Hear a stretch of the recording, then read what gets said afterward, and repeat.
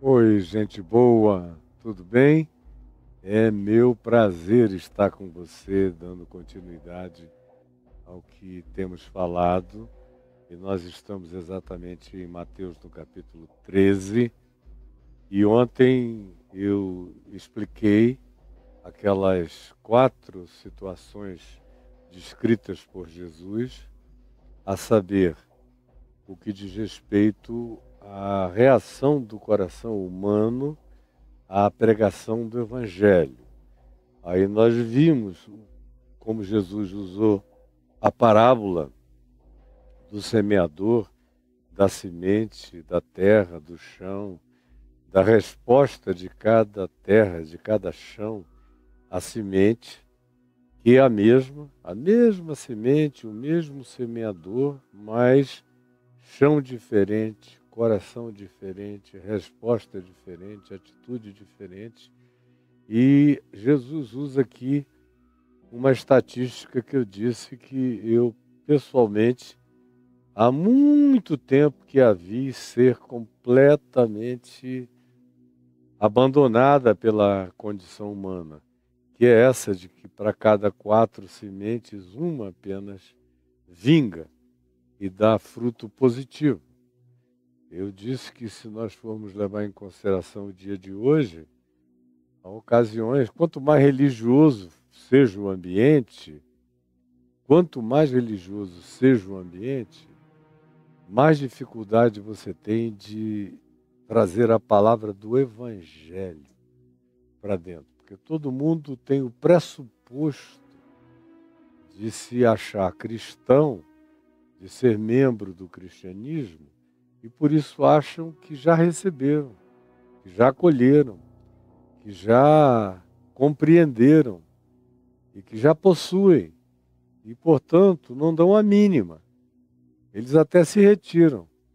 Se eu chego como no dia de ontem e digo hoje, o nosso texto é sobre a parábola do semeador, um monte de gente na mesma hora diz, eu já ouvi isso várias vezes, eu já li, já estou sabendo. Conclusão, é nessa argumentação de que eu já li, já estou sabendo, que eles continuam sem compreender nada, porque não tinham compreendido antes, como continuam não compreendendo hoje, nem agora. E com a atitude que possuem, não compreenderão tampouco no futuro. Aí eu contei ontem aqui as ilustrações da parábola do semeador, daquela que cai à margem do caminho, daquela que cai num solo aparentemente bom, mas por baixo é pedra, não cria raiz, aquela que cai entre espinhos e não tem exclusividade para crescer e é sufocada e não dá fruto, e aquela que, enfim, não tendo caído à margem, não tendo embaixo da aparência de terra um chão rochoso, tendo um coração razoavelmente limpo para dar espaço, luz e sol e oxigenação para a semente fazer o seu processamento e crescer. Esses são aqueles em cujos corações a palavra cai e dá o seu melhor fruto, a 30, a 60 e a 100 por um. Aí nós temos o que nós vamos ver hoje entre o capítulo 10 e o capítulo 16, no capítulo 13, entre o verso 10 e o verso 17, que é a explicação.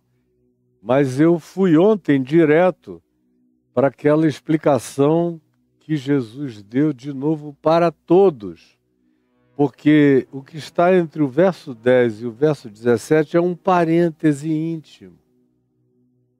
Preste atenção, é um parêntese íntimo. É o que ele conversou com os seus discípulos. O texto, no verso 10, diz, então se aproximaram os discípulos e lhe perguntaram. Então o que vem depois disso é uma conversa íntima. Após essa conversa íntima, ele volta e faz um esclarecimento público. Esclarecimento para todos os demais que tinham ouvido a primeira fala absolutamente simples, como construção parabólica, que foi o que eu acabei de resumir, e aí ele faz explicações um pouco mais profundas, para os que não tinham concluído, os que não tinham sutileza. Como eu disse ontem, os que não tinham o poder da abstração no pensamento, os que só conseguem enxergar quando você lhes oferece pedra, tijolo, tábua de pedra, concreções, palpabilidades, materialidades, senão, do ponto de vista do abstrato, eles não entendem nada, nada, nada. Então, a maioria é assim. E no ambiente religioso, infelizmente, mais ainda. Porque o ambiente religioso acaba criando uma atitude muito tosca de pensamento, sem filosofia, sem sutileza, sem psicologia de compreensão, sem análise de metáfora, sem sequer perceber a linguagem, sem o aprofundamento das associações, porque são pessoas que ficaram acostumadas aos ditados, aos ditames, aos preceitos, às ordens, aos dogmas, às doutrinas, aquilo que não se pode questionar, que é assim porque é assim, e se você perguntar por que assim é, na mesma hora você é tratado de uma maneira pavorosamente marginalizante. A maioria das pessoas vai aprendendo a ter medo disso e, portanto, calam. E ao calarem, depois de um tempo, desenvolvem um outro processo, que é o de nem pensar no tema. Porque começam a dizer, meu Deus, pensar nisso já é pecado. Eu devo estar desagradando muito a Deus, é por isso que o meu pastor, o meu líder, o meu padre, o meu sacerdote, a minha autoridade espiritual me repreende. É porque eu pergunto, e eu só pergunto porque eu penso, e eu só penso porque eu sou um desobediente. Aí o indivíduo começa a se autorrecriminar. E nessa autorrecriminação, o que acontece é que ele começa a se proibir. Ele começa a se tratar de maneira punitiva, mentalmente falando. Ele começa a se considerar um incrédulo, um duro de coração, porque ele tem perguntas, porque ele não compreende, porque tem coisas que são ditas a ele que são chocantes e veementes e brutas e toscas e ogras demais para ele acolher. Aí ele tenta a primeira reação quando leva uma cacetada de volta, aí ele se recolhe e aí entra nesse processo de é proibido pensar. Aí quando ele se proíbe de pensar, ele emburrece, ele atrofia, ele vai caindo naquele estado de engessamento e cognitivo. Ele não cria mais nenhuma alternativa reflexiva ou sequer pensante para ele próprio. E aí ele entra em estado de paralisia mental. O que ele adquiriu como construção formal até aquele dia é o que vai orientá-lo como um teto baixíssimo, uma parede apertadíssima, como proibição completamente punitiva, e daí para frente ele entra nesse estado de acomodação servil a essas determinações supostamente atribuídas à vontade de Deus para com a anulação do pensamento dele, e a mente vai morrendo. E o pensamento vai se estagnando. E toda a criatividade desaparece. Então, esse é um pessoal difícil de você alcançar. Mas eles não estão presos e contidos e confinados apenas dentro do ambiente da religião.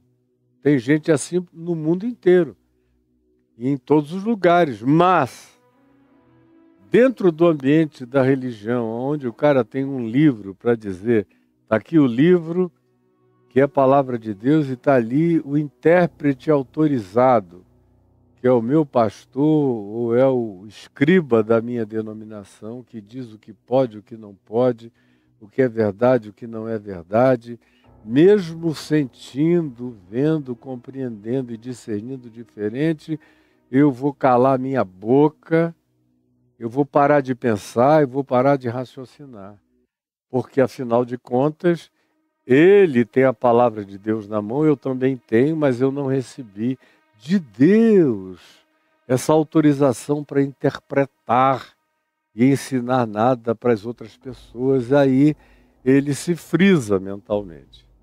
Esse é um problema horroroso para a cognitividade humana. Pois bem, nós vimos ontem então que Jesus faz uma explicação posterior, meio que a pedido dos discípulos. Por que tu falas em parábolas com eles? Por que tu não explicas? Aí Jesus vem, está aqui do verso 19 ao 23, conforme a gente viu ontem à tarde, aquela explicação, quando Jesus disse, olha, esse pessoal da margem, esse pessoal cuja semente cai na beirada, nunca cai no veio do suco, do plantio, são aqueles que ouvem o evangelho do reino e não compreendem.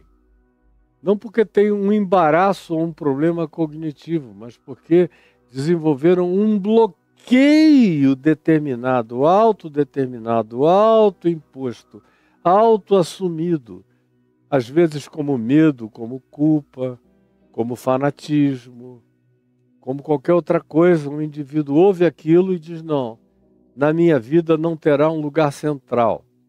Ou então ele ouve aquilo e diz, bom, se eu colocar isso no centro, como prioridade absoluta da minha vida, eu vou ter que botar muitas outras coisas para fora e eu não quero mexer na minha existência. Eu quero que ela continue do jeito que está. Então, o evangelho nunca será prioridade, nunca será a realidade precípua mais importante, muito menos a realidade exclusiva da vida dessas pessoas, que é o que o evangelho demanda, é ser essa chave interpretativa para tudo mais na vida, ser a partir disso que a pessoa aprende a abrir as compreensões, a de si mesmo e de tudo mais na vida para entender. E ele não quer focar a existência numa dimensão de tamanha profundidade e de singularidade e que demanda um determinado absoluto de convergência de percepção e de fé. Aí ele põe à margem do caminho e vem o maligno e rouba.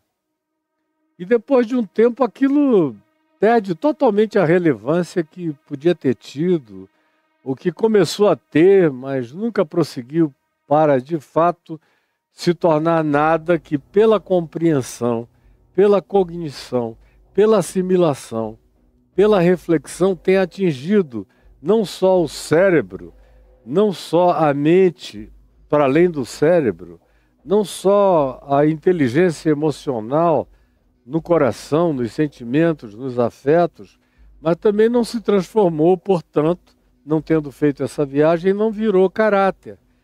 E não tendo virado caráter, não vira atitude. Não tendo virado atitude, não se transforma em comportamento. E se não se transforma em comportamento, não dá o fruto do evangelho. Esse é o primeiro caso dos que marginalizam a palavra. Ela não tem lugar como palavra marginalizada na mente e no coração. Ou ela ganha o âmago do ser, ou ela não produz nada. Aí ele explica o segundo caso, daquele que a palavra caiu e a pessoa tinha embaixo da terra aparente um chão rochoso. Mas como ninguém vê isso, a gente só vê a superfície, parecia que tinha terra. Mas por baixo havia pedregosidade. Por isso, a raiz não podia se aprofundar. Essa planta do Evangelho jamais criou raiz no ser dessas pessoas. Por isso é que no início essas pessoas ficam alegres com a palavra que foi semeada.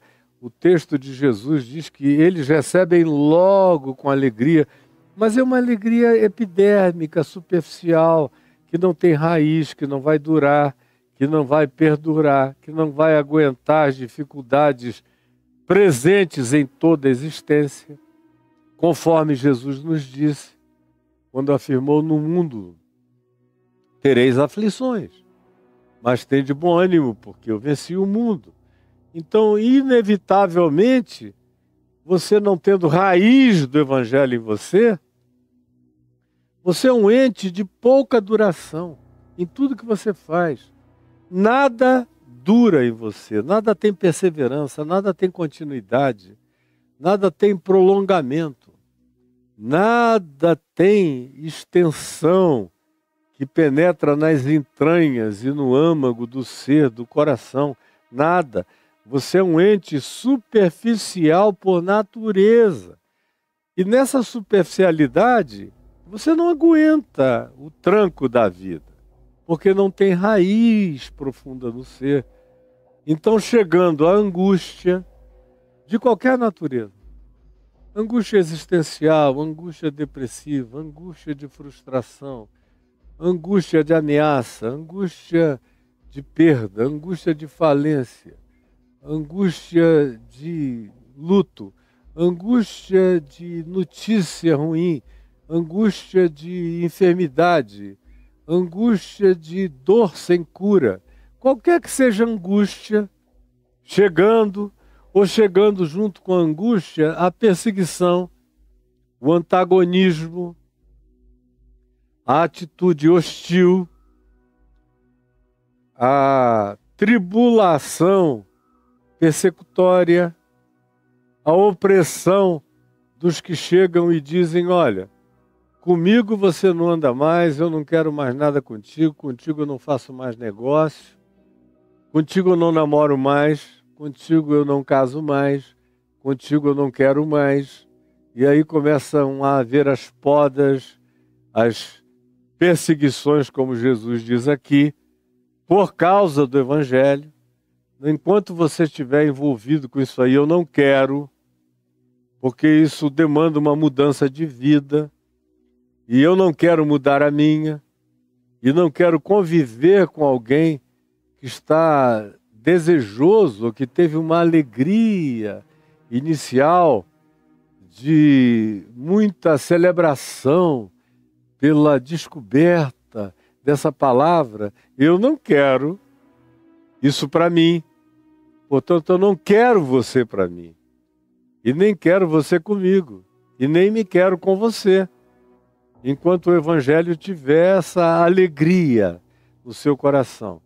Como esse ser é superficial e ele não tem raiz, esse tipo de confrontação, de negação, de perseguição, de rejeição, de ostracismo, de juízo que possa chegar sobre essa pessoa, é o bastante para que, como ela não tem profundidade de ser, ela logo diga: por que eu vou colocar tudo em risco por uma coisa que eu sei que nem passou ainda, da alegria superficial da minha vida, não se transformou numa palavra raiz plantada no âmago do meu ser. Então, para que eu vou perder esse gostoso, essa gostosa, essa grana, esse dinheiro, essa oportunidade, essa fama, esse projeto, essa metodologia de que os fins justificam os meios, todas essas alternativas, todos esses ganhos, todo esse modus operandi que parece ser completamente diferente do que me está sendo ensinado agora no Evangelho? Por que eu vou perder isso tudo se eu não tenho tudo isso plantado na profundidade do meu ser? Você sabe exatamente como isso funciona, porque funciona assim no seu coração, nas dúvidas que você carrega. Esse é o segundo caso que Jesus explica. Aí diz: por causa dessa atitude de vida rasa, eles se escandalizam. Dizem: ah, meu Deus, para que eu vou abraçar isso é demais. Eu não quero, não. Aí se chocam e transformam o evangelho num escândalo que justifique o abandono deles àquilo que inicialmente eles disseram que tinham recebido com alegria. Hashtag só que nem tanto assim. E disseram, não. Se o preço é esse, eu paro por aqui. Eles se escandalizam, se chocam. Ah, meu Deus, pensei que para servir a Deus era mais fácil. Você já viu isso? Já ouviu? E você mesmo frequentemente luta com essa situação na dúvida do seu coração. Aí vem aquele terceiro caso, que é a da semente da palavra do Evangelho que cai entre espinhos, que é gente que quer conciliar o Evangelho com todo o passado da vida, com todas as amarguras, os ressentimentos, os ódios, as ideologias, os cultos emocionais, as idolatrias da subjetividade interior, as devoções aos poderes, às famas, a tudo que se possa querer, que são coisas perversas da vida, que foram assimiladas no curso dos anos, e o indivíduo diz, o evangelho é legal pra caramba, traz umas palavras e umas promessas tão boas de vida, mas é uma pena que para ele ter o seu lugar de crescimento na minha vida, eu tenha que fazer uma limpeza no meu ser, à qual eu não estou disposto. Então, tendo que fazer essa escolha, eu não farei. Porque eu sou muito mais ávido do que por essa palavra de graça, de salvação, pelas coisas que eu tenho acesso hoje, sem essa palavra. Essa palavra vai me podar, vai me castrar, vai me amputar nas minhas ambições variadas. Eu, por exemplo, não quero perder nada desse mundo. Nada. De poderes, de fama, de oportunidade, de dinheiro, de condições, de presença, de glória, de reconhecimento, de companhias consideradas a elite preeminente da minha sociedade, e eventualmente, se eu começar a servir e obedecer o Evangelho, vai ter muita gente que não vai gostar, vai se levantar contra, não vai entender, e eu vou perder tudo isso. Então eu não quero, não.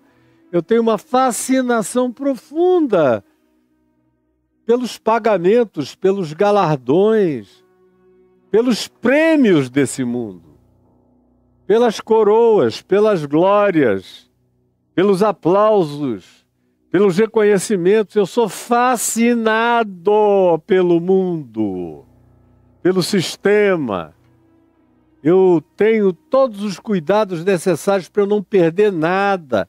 Eu vivo para guardar tudo que eu amealhei e não desperdiçar coisa nenhuma do que eu já consegui. Aí chega esse evangelho na minha vida falando de gratidão, misericórdia, compaixão, generosidade, solidariedade, compromisso com os outros, cuidado com os que não têm nada, vontade de ajudar os que são os mais debilitados da existência. Esse é um negócio que só empobrece a gente, que limita a gente, que dificulta a glória da caminhada que a gente possa ter. E eu não quero para mim, porque eu tenho muitos cuidados. Eu cheguei até aqui tendo cuidado em não desperdiçar nada, lidando com toda a esperteza, malandragem e acuidade possível, com todas as conquistas mundanas que eu já consegui e com tudo mais que diante de mim ainda se divisa.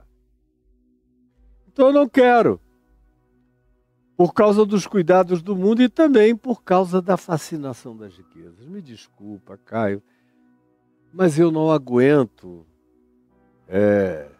Jesus, para mim, ele tem que fazer uma introdução nova. Ele tem que mudar algumas pautas. Ele tem que fazer como um coach. Outro dia eu estava ensinando para o público dele que Jesus só disse que ninguém pode servir a Deus e as riquezas simultaneamente, porque todos dois são senhores absolutos e não se pode servir a ambos.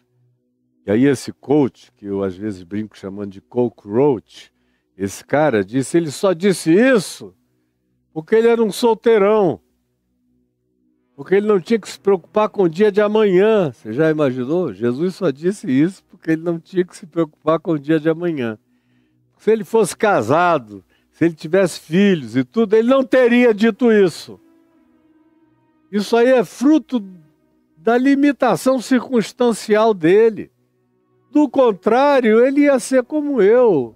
E eu ensino a você a amar as riquezas e a ter fascinação. Quem não tem fascinação pela riqueza não vai ganhar dinheiro. Quem não tem fascinação pelo poder não vai crescer. Quem não tem aquela ambição desmedida, desmesurada por conquistas e conquistas materiais, ou de famas, ou de reconhecimentos, ou de oportunidades, ou de aplausos, ou de visibilidades. Quem não tem isso não conquista nada. E eu tenho isso.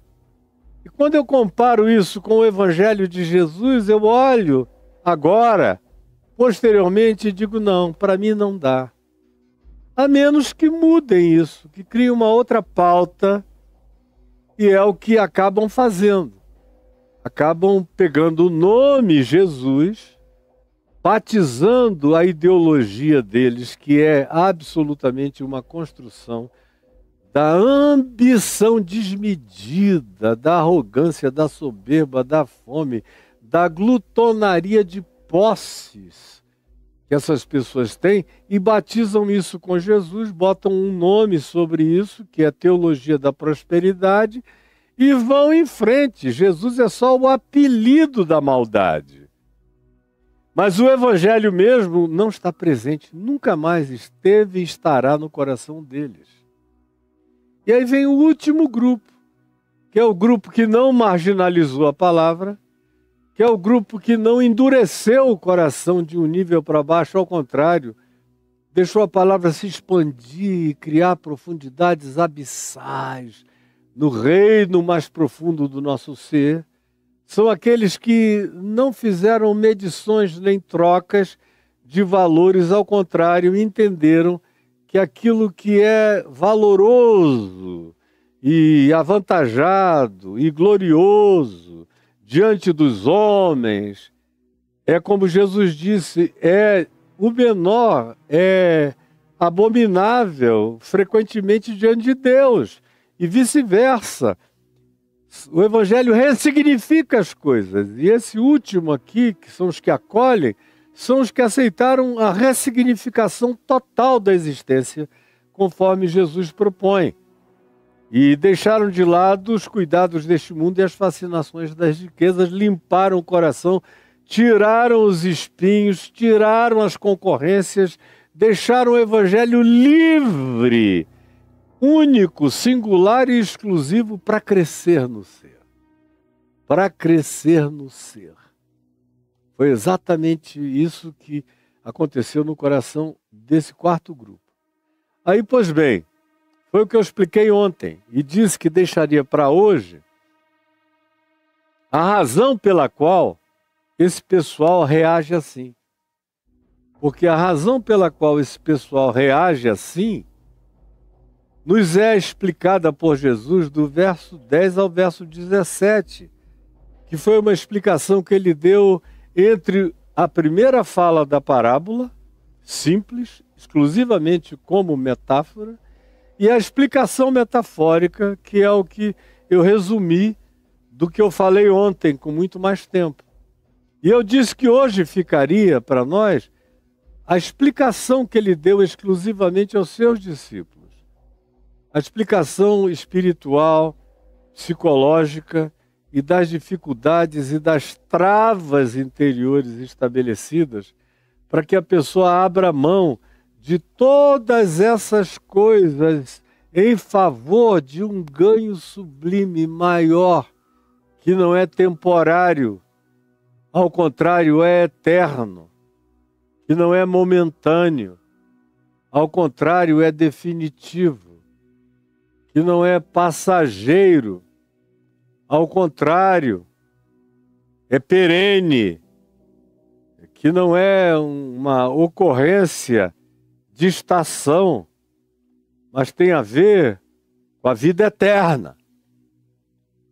E aí ele explica, porque os discípulos ficaram grilados. E a questão deles, escuta, não foi muito pouco que o Senhor deu a eles, não? Fazendo essas 4 comparações de coração com chão, com terra, o evangelho do reino pregado com uma semente que cai em lugares diferentes, que obtém respostas diferentes das pessoas. E o Senhor falou aqui em caiu à margem, falou em pouca terra, falou em espinhos que sufocam, falou nisso tudo, mas esse pessoal entendeu? Essa é a pergunta. Quando aqui ficar bom, eu vou agradecer. Então, conclusão, eu sei. Conclusão, explica. Até nós ficamos relativamente confusos. Pois bem, aí ele explica aqui. E o verso 10 diz, então se aproximaram os discípulos e lhe perguntaram depois da primeira fala, por que falas por parábolas? Esse pessoal não está entendendo, não. Não cremos. O que eles estão falando é deles próprios. Porque eles próprios não tinham entendido. Eles próprios não tinham, obrigado, eles próprios não tinham entendido essa sutileza. Eles próprios não tinham conseguido ouvir, fazendo todas as viagens simbólicas. Eles não tinham tido acesso à semiótica da mensagem passada por Jesus naquela primeira fala. E aí eles estão, em nome dos outros, dizendo por que tu falas, eles não estão entendendo, mas com certeza absoluta eles estão falando é deles próprios. Deles próprios. Porque lhes falas por parábolas equivale também a dizer porque nos falas por parábolas. Torna isso mais explícito para eles, para nós também. Embora a gente esteja na frente deles porque a gente anda contigo. Mas esse é um engano enorme. Como eu tenho repetidamente dito, frequentemente é mais fácil pegar uma pessoa totalmente alheia e dar a ela um conjunto simbólico de falas, e ela vai entender mais facilmente do que aqueles que estão viciados em supostas minúcias explicativas e que ficaram com paralisia cerebral reflexiva. Como já era, em alguns casos, o estado desses discípulos, que estavam há tão pouco tempo na jornada, mas também já estavam começando a ficar viciados na mastigação. Eles queriam tudo ruminado, tudo passado, tudo coado, tudo na papinha de Jesus. Passando na peneira, que delícia, para nós é diferente. Então eles colocam a responsabilidade da não compreensão nos outros, mas eles estão falando profundamente de si mesmos. Ao que respondeu Jesus a eles. Por quê? Eu vou dizer. Por que eu estou ensinando por parábolas? Porque supostamente, a vós outros, é dado conhecer os mistérios do reino dos céus. Isso é o que eu estou tentando fazer. Quando eu ando com vocês, durmo com vocês, fico sozinho com vocês, passo às vezes dias inteiros em lugares solitários, sem multidões, tirando dúvidas, conversando, propondo, ensinando, abrindo véus, tirando viseiras, fazendo pequenos apocalipses de discernimento com vocês. Mas mesmo assim, eu sei que muitos de vocês não entendem nada, como a gente vai ver no curso do resto do Evangelho de Mateus, ou Marcos, ou Lucas, ou João, como esses próprios discípulos não tinham entendido muita coisa ainda.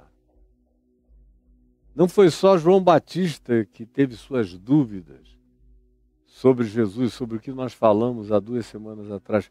Eles tinham dúvidas diárias. Todo dia aparecia alguma dúvida em algum deles. Tinha algum choque teológico com coisas que eles tinham aprendido durante anos, com realidades novas que Jesus estava ensinando e eles não sabiam onde se posicionar, de modo que eles falam dos outros para poderem falar com mais liberdade de si mesmos, como em geral acontece com os que se sentem mais íntimos do conhecimento. Preste atenção, porque é o seu caso. É o seu caso. É o seu caso, preste atenção. Então vem Jesus e diz: porque a vós outros é dado conhecer os mistérios do reino dos céus. Se vocês querem conhecer, vocês conhecerão. Se desenvolverem acuidade, sensibilidade, sutileza, capacidade de abstração, de associação, se não sofrerem de nenhuma paralisia cognitiva, se não derem nada por garantido, achando que qualquer informação passada é perene, se estiverem com disposição de deixar o chão do coração de vocês ser revolvido pelos instrumentos do Evangelho do Reino de Deus, aí vocês vão de fato crescer em compreensão. Mas do contrário, também como eles, acontecerá com vocês. O que acontece com eles? Aqueles que são esses que vocês vieram falar em nome deles, com piedade deles, porque não estão entendendo nada, muito parecido com vocês que também não entenderam muita coisa. Jesus disse a esses outros: isso não lhes é concedido. Vocês vejam que privilégio vocês estão tendo e nem sempre estão aproveitando. Privilégios enormes, como você está tendo. Você aqui comigo está tendo. Você está tendo. Você está tendo. Mas tem pouca gente aproveitando. É a mesma coisa, é a mesma historinha, é o mesmo desperdício, é a mesma dissimulação, é a mesma superficialidade. Mas há um suposto diferenciamento ou diferenciação entre eles e vós aqui. Conquanto a gente veja na sequência das narrativas que as diferenças eram muito pequenas, ou nulas, ou mínimas, ou quase nenhuma. Aí Jesus prossegue no verso 12. Diz: pois ao que tem, e vocês estão na categoria desses que têm. Preste atenção, você está aqui comigo? Tá? Você está aqui comigo? Você está na categoria dos que têm. Você está na categoria dos que têm recebido. Você está na categoria daqueles que recebem tudo mastigado, ruminado, na boquinha, no biquinho. É você. Aí Jesus, que está lidando com o fato de eles estarem começando a se sentir privilegiados, porque tem eles e vós aqui, eles não vão saber, mas a vós é dado conhecer. Aí, oba, nós sabemos mais, nós temos oportunidades especiais, nós ouvimos os segredos, nós ouvimos as explicações de minúcias. Eles têm que ficar quebrando a cabeça. Aí Jesus joga essa em cima deles e em cima de você, em cima de nós aqui. Olha só. Pois ao que tem, e você tem. Cara, você tem demais. Você tem ouvido, visto, tido oportunidade. É um esbanjamento enorme de explicação, de explanação, de minúcia, de mastigação, de ruminação, de liquefação, para você nem mastigar. Já vem cuspido no biquinho para você crescer mais rápido. Portanto, você faz parte dos que têm. Pois ao que tem se lhe dará. Quanto mais alguém tem, mais alguém pode. Quanto mais alguém consegue, mais alguém obtém. Isso é um princípio da vida. Se você tem um cálice valioso, a partir dele é mais fácil, infinitamente mais fácil, você ter acesso a outras coisas variadas, equivalentes, porque você já parte da pressuposição de que você é daqueles que têm. E os que olham você dizem, não, ele está preparado para receber porque ele tem. É assim que o mundo funciona. Não dá nada para quem não tem, dizendo, ele não está preparado para receber porque nunca teve nada. Não, aquele ali pode ter porque já teve muito, ele sabe ter, está acostumado a ter. Jesus está usando a lógica do cotidiano imbatível, irrebatível, insofismável, incontestável, que é o que acontece no cotidiano de todos nós, no mundo inteiro. Não é um fenômeno cultural localizado, é universal. Ele vem e diz, porque a vós outros é dado conhecer, e a razão é essa, pois ao que tem se lhe dará, e terá em abundância. Se eu tiver um pressuposto a partir do qual começar, eu posso crescer e ir embora. Porque eu já tenho um fundamento. Eu já tenho uma base. Eu já tenho uma pressuposição cognitiva inicial. Eu fui visitado por uma pré-compreensão que me dá uma vantagem extraordinária em relação ao que eu preciso continuar a ser e a fazer no mundo. Então é um privilégio que também traz cobranças. A quem tem se lhe dará e terá em abundância, mas ao que não tem, até o que tem lhe será tirado. É o que acontece nos fenômenos de economia. Uma vez pobre, a tendência será ficar mais pobre. Uma vez nascendo no lugar errado, dificilmente se rompe a bolha e se sai dali. Uma vez tendo sido colocado, ou tendo você se colocado, mas na maioria das vezes a pessoa já nasce posta em determinadas circunstâncias limitantes, a ruptura com aquela teia de impedimentos é infinitamente mais difícil. A vida não é igual para todo mundo. E nem tão pouco nessa hora aqui.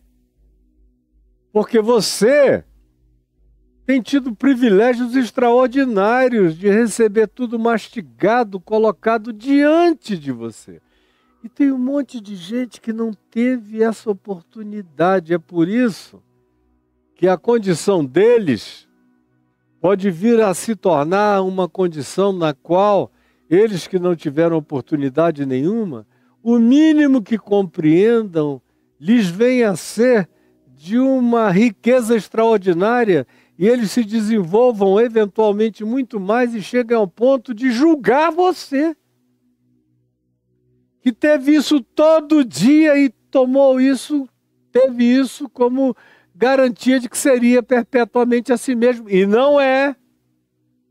A existência muda as circunstâncias e as oportunidades. Ao que tem se lhe dará, mas ao que não tem, até aquilo que julga ter ou pensa ter ou que tem, lhe será tirado. Por isso eu lhes falo por parábolas, falo a eles por parábolas. E a vocês também. Por quê? Para que vendo, não vejam. Isso só se cumpre em quem tem o poder de ver. Preste atenção. Isso aqui não é feito como maldade divina para dificultar a compreensão, a cognição de ninguém. Isso aqui chega como um juízo analítico de gente que tem o poder de ver e não quer enxergar.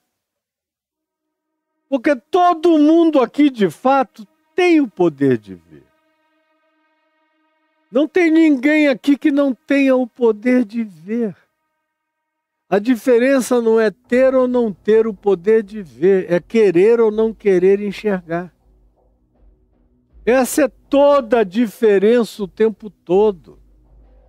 Não é um problema exterior, não é algo que caiu no âmbito do complexismo tão grande que a limitação mental, intelectual, emocional, cognitiva e de compreensões de outros níveis me impediram de acolher, não.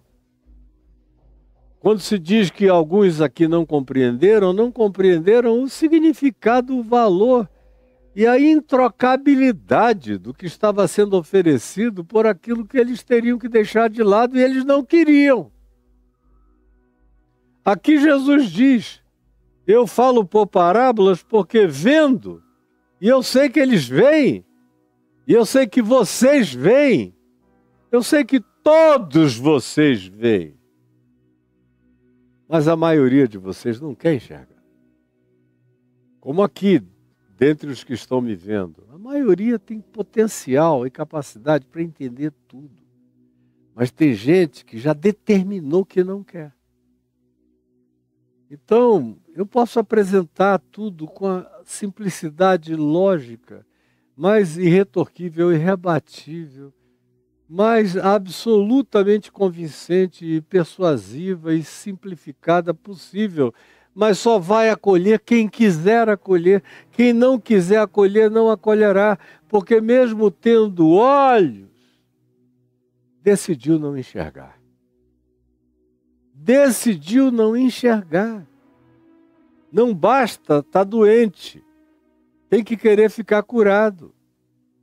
Como Jesus perguntou ao homem de Betesda, tu queres ser curado? Queres ser curado? Porque não é óbvio que só porque o indivíduo esteja doente, ele quererá ser curado. Tem gente que passa doente a vida inteira dizendo que quer cura, mas quando chega a hora de ser curada, como eu já vi. Eu já vi, olha, sentado aqui nesse lugar onde eu estou. Exatamente aqui neste lugar aonde eu estou, atendendo uma pessoa que tinha problemas por um longo período da vida, e aí eu comecei a dar uns toques nela, que aquilo ali não era algo fora dela, era dentro dela, mas ela sempre vinha com um argumento dizendo que é porque ela tinha um órgão defeituoso no corpo, era por isso que ela era daquele jeito, e tudo mais na vida dela se estribava como desculpa naquela suposta deficiência orgânica que ela possuía. Até que ela chegou aqui um dia muito triste, muito chateada. E eu falei, o que está havendo com você? Aconteceu o que a mais, de pior? Ela me disse não. O médico me chamou e me disse que meu problema agora tem cura. A medicina evoluiu e eles podem me curar rapidamente. Eu falei, mas que coisa boa, linda, graças a Deus, glória a Deus, que beleza. Ela disse, não, o senhor não está entendendo. Eu agora não vou ter mais desculpa para ser como eu sou. Não vou ter mais desculpa para não fazer tudo que eu não quero fazer e boto a culpa nisso para não fazer. Não vou ter mais desculpa para deixar de ir aos lugares onde eu deveria ir, mas boto a desculpa nisso para não ir. Não vou ter mais não vou ter o álibi para fazer só o que eu quero fazer e para botar a responsabilidade culposa na minha limitação, porque agora eu vou ser curado. Em uma semana ele disse que eu vou ficar boa. Começou a chorar diante de mim. E, claro, eu a ajudei. E a ajudei tanto que ela foi curada e a ajudei mais ainda a ponto de, depois de estar curada, ela resolveu se assumir como curada e a vida dela mudou, graças a Deus, e já faz anos que ela vem vivendo uma vida diferentemente linda. Mas Jesus diz, quando eu falo por parábolas, ou eu dou uma chance de efervescência cognitiva, de pensamento, de sutileza, de interpretação simbólica, semiótica, metafórica, ou de qualquer outro nível, é porque eu sei que só gente que quer, só gente com sede, só gente com fome, só gente com avidez é que vai se dedicar a essa compreensão. Porque os que não têm essa avidez, nem esse desejo, já pegam como pretexto o fato de eu ter contado uma parábola. E aí não querem nem pensar no óbvio, porque o que eu estou te contando são parábolas meio óbvias, mas eles não querem nem exercitar minimamente o óbvio. Eles preferem dizer que não está no alcance deles, porque, conquanto tendo olhos, eles não querem ver. Porque, tendo a capacidade de ouvir,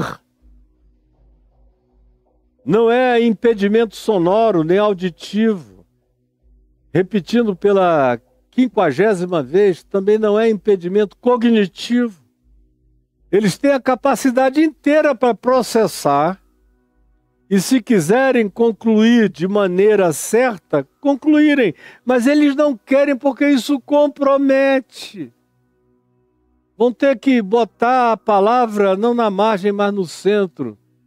Vão ter que, de fato, tirar a pedregosidade interior e deixar o evangelho ir para o âmago do ser. Vão ter que limpar o terreno do coração, todo carregado do que eles não querem negociar. E eles, de fato, não querem mexer em nada disso. Por isso é que eles ouvem dizer, é uma pena que foi uma parábola e não entenderam. Como, por exemplo, eu já ouvi em alguns lugares pessoas, antes de eu pregar, algumas pessoas, foram poucas, graças a Deus, na vida, que disseram, olha, pastor, o público aqui é muito simples, então o senhor vai ter que falar o português mais básico possível. Eu digo, cara, desculpa. Não, porque de gente pobre, gente inculta, gente de todos os níveis, gente acadêmica, gente culta, gente elitista, gente abandonada, gente de todos os níveis, de todo o espectro da sociedade, eu conheço 1 trilhão de vezes mais do que você, e todo mundo entende. Até porque quando eu falo, eu uso tantos sinônimos para dizer a mesma coisa, eu vou variando os sinônimos, porque quem não entendeu o primeiro, nem a segunda, nem o terceiro, entendeu o quarto, quinto, sexto, sétimo, o 8º termo designativo. Então, por favor, vamos parar com essa bobagem. Vamos parar com essa bobagem, porque nenhum de vocês tem desculpa de nenhuma natureza, é tudo muito claro, para quem quer entender.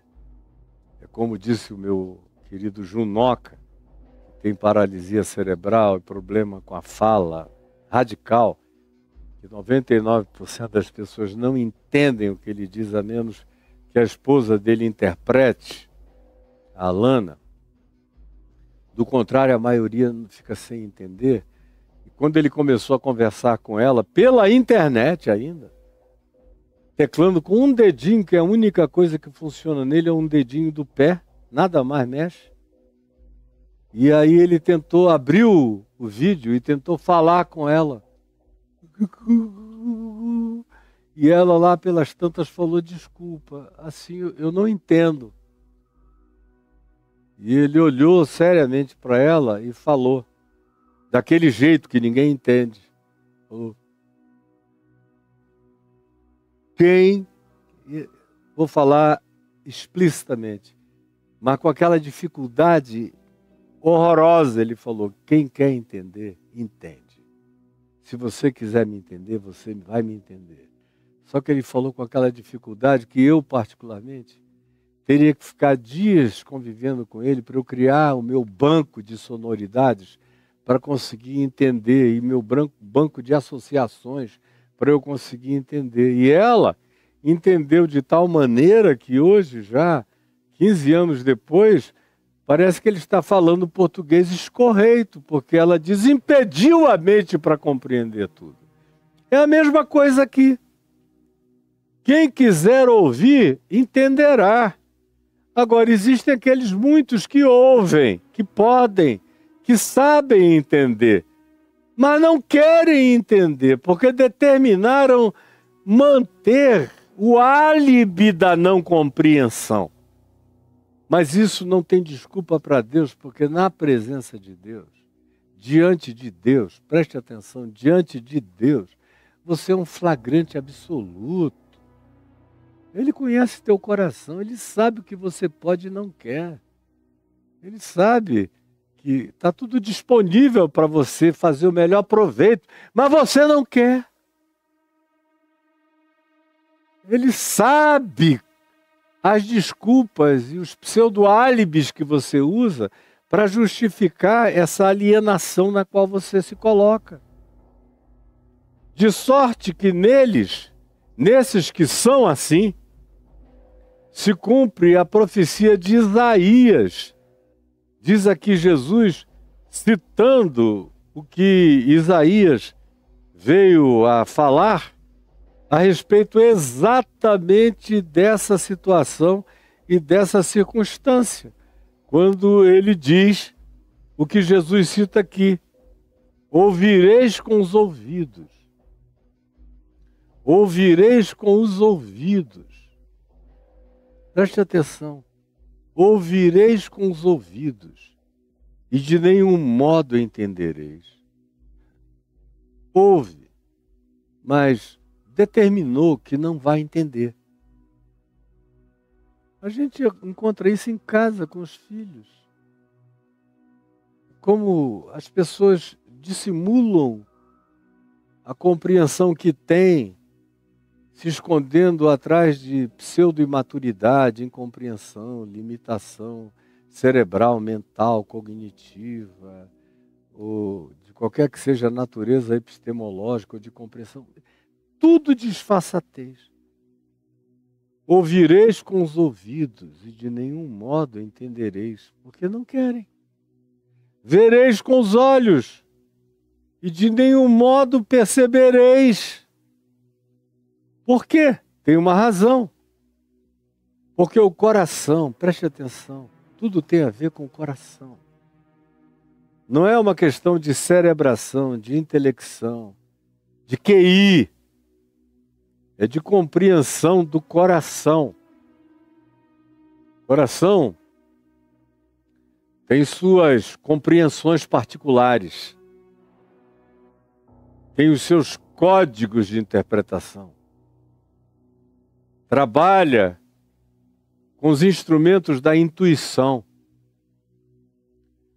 Tem uma carga de natureza neuropsíquica no coração que desenvolve uma lógica de apreensão de natureza simbólico-interpretativa que frequentemente transcende a capacidade do cérebro e do intelecto.